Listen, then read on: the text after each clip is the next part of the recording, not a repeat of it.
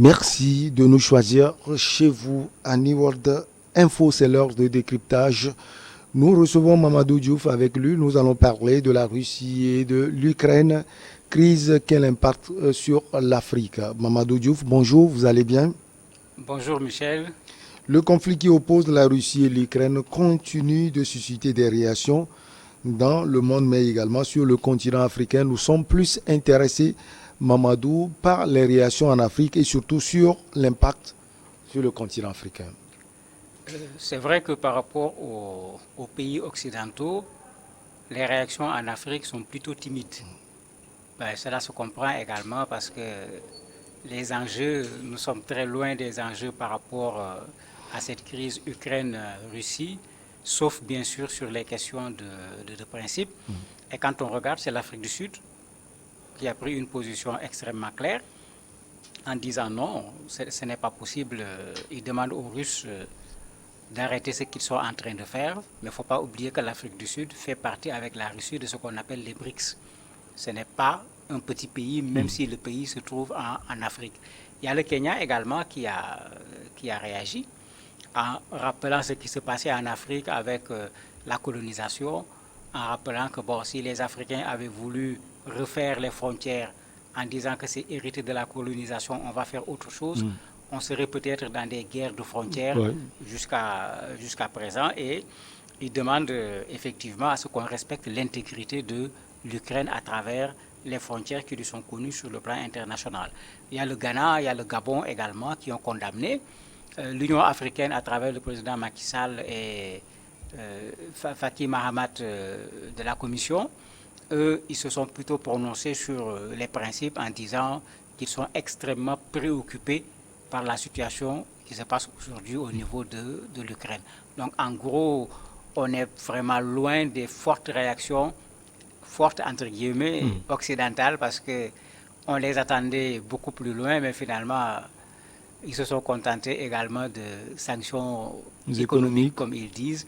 Et après économique, on met tout le temps un qualificatif très fort, mais c'est comme si ça ne risque pas de faire du tort à la Russie, puisque Poutine n'en a pas du tout tenu compte. Maintenant, avant de parler de l'impact sur l'Afrique, c'est ça le sujet. Mamadou, est-ce que vous pouvez comprendre à la dernière minute la position des Occidentaux? Non, je ne peux pas comprendre leur position. Si vous regardez, on ne peut pas dire que l'attaque de la Russie est une surprise. De Puisque, l'Ukraine, oui, de l'Ukraine, la Russie, oui. on ne peut pas dire que c'est une surprise. La deuxième chose, mais ils sont avec l'Ukraine, ils ont même discuté pour voir s'il faut l'intégrer dans l'Union européenne ou pas. Les 27 États membres de l'Union européenne n'ont pas la même position sur l'intégration de l'Ukraine, mais ce qu'on ne comprend pas, où sont ces principes, où est le droit international, où est tout ce qu'on nous a tout le temps dit, de sorte qu'on est en train de laisser la Russie écraser l'Ukraine, puisque tout le monde savait, malgré les discours que les gens tenaient, tout le monde savait c'est quoi la force militaire de la Russie, tout le monde savait c'est quoi la force militaire de De l'Ukraine. l'Ukraine. Si Poutine y va avec ses capacités militaires, tout le monde savait que l'Ukraine ne peut pas résister dans une guerre conventionnelle.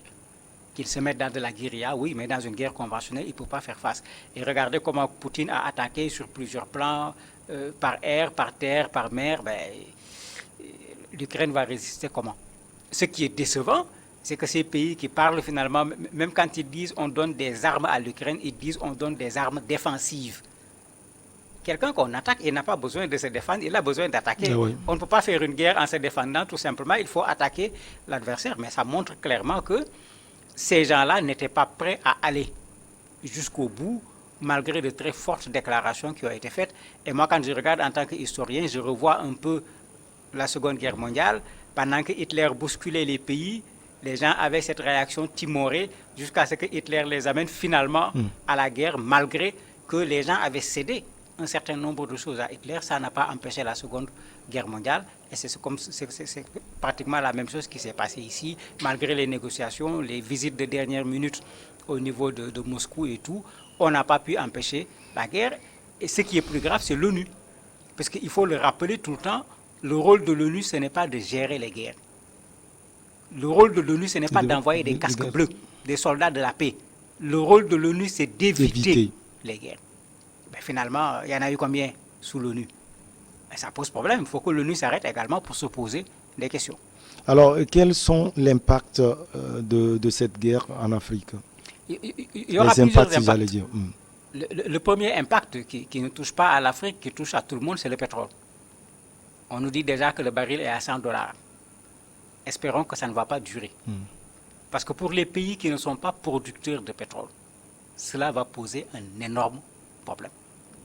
Le baril à 100 dollars, imaginez tout ce qui est lié au pétrole, déjà le transport des marchandises pour que ça arrive dans nos pays, puisque nous sommes fortement dépendants de l'extérieur, en plus de la situation Covid actuelle qui a engendré une augmentation des coûts, mais vous imaginez qu'est-ce que cela deviendra chez nous.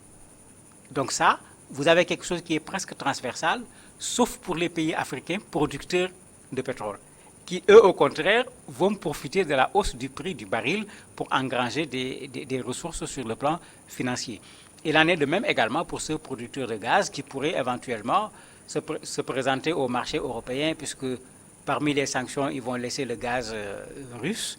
Ben, il va falloir trouver un autre gaz ailleurs. J'espère que c'est du gaz africain qu'ils vont venir chercher, permettant aux Africains, je l'espère, pour une fois, de négocier à un prix avantageux pour pouvoir vendre du gaz aux pays européens. Il y a une autre conséquence, cette fois, c'est le blé. L'Ukraine et la Russie sont deux énormes producteurs de blé. Ben, qui dit blé dit au moins pain. Le cours du blé a commencé à augmenter. En 24 heures, le cours a connu une hausse de 12%. Alors que le cours était déjà à la hausse sans ce conflit entre l'Ukraine et la Russie, dans le cadre de la hausse actuelle qui est une hausse globale des prix sur le marché mondial. Là, vous avez des pays qui vont souffrir. L'Égypte, par exemple, reçoit son blé, 90% de son blé de la Russie et de l'Ukraine. Pratiquement 60% de l'Ukraine, 30% de la Russie. Le Kenya reçoit 75%.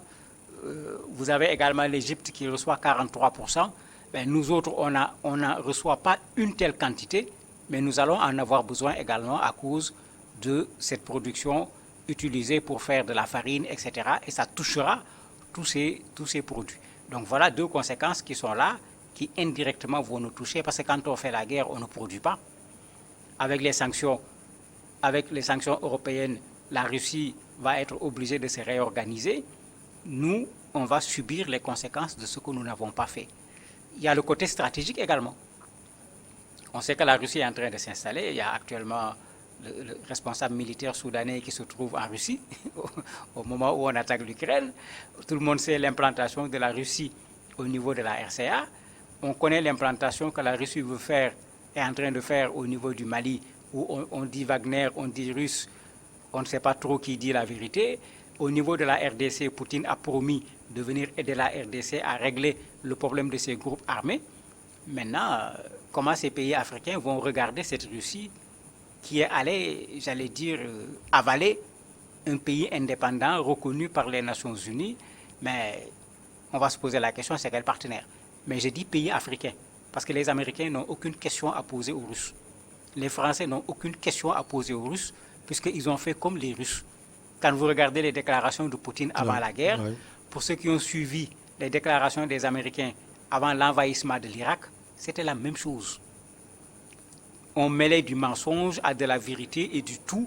On accusait l'autre de tous les noms de diable possibles pour que les gens acceptent que ce pays soit attaqué. Qu'est-ce que la France a fait en Libye? Qu'est-ce qu'ils ont fait en Syrie? Est-ce que ces gens peuvent donner des leçons à la Russie? Il faut se poser la question. C'est peut-être les Africains qui devraient oser le faire, parce que pour le moment, il n'y a pas trop de pays africains quand même qui aient cette envie d'aller occuper un autre pays. C'est à nous peut-être de donner des leçons à ce qu'on appelle des puissances sur ce plan-là.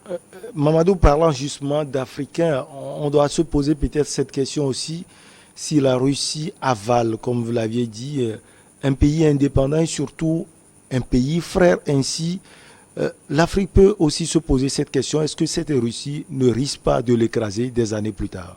Oui, mais c'est pourquoi j'ai dit la question stratégique. Aujourd'hui, la Russie se présentait sous une certaine posture. Pour ceux qui connaissent l'histoire, la Russie a colonisé quel pays?